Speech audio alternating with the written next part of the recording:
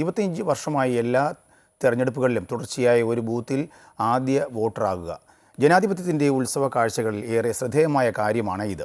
കോഴിക്കോട് കൊടിയത്തൂർ സ്വദേശിയായ 84-കാരൻ കിളിക്കോട് ഹസൻകുട്ടിയാണ് ഈ താരം. 84-കാരനായ കിളിക്കോട് ഹസൻകുട്ടി ഇത്തവണയും ആ പതിവ് തെറ്റിച്ചില്ല. കൊടിയത്തൂർ GMUP സ്കൂളിലെ 178-ാം ബൂത്തിൽ ആദ്യ വോട്ടറായി കൃത്യം 7-ന് തന്നെ ഹസൻകുട്ടി തന്റെ സമ്മതിദാനാവകാശം വിനിയോഗിച്ചു.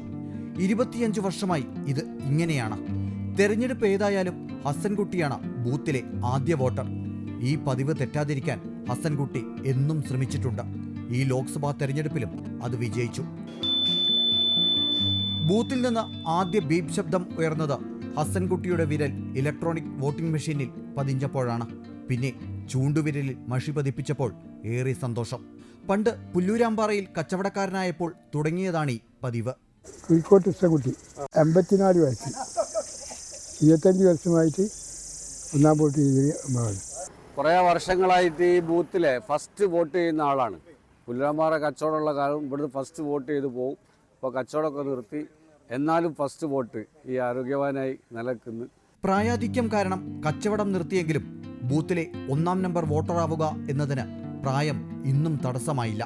രാജ്യത്തെ ഏറ്റവും വലിയ ജനാധിപത്യ പ്രക്രിയയിൽ പങ്കാളിയായി സന്തോഷത്തോടെ ഹസൻകുട്ടി മടങ്ങുമ്പോൾ അത് ജനാധിപത്യത്തിന്റെ വിജയം കൂടിയാണ്. Shyam K Warrier, Amrita news, Kozhikode.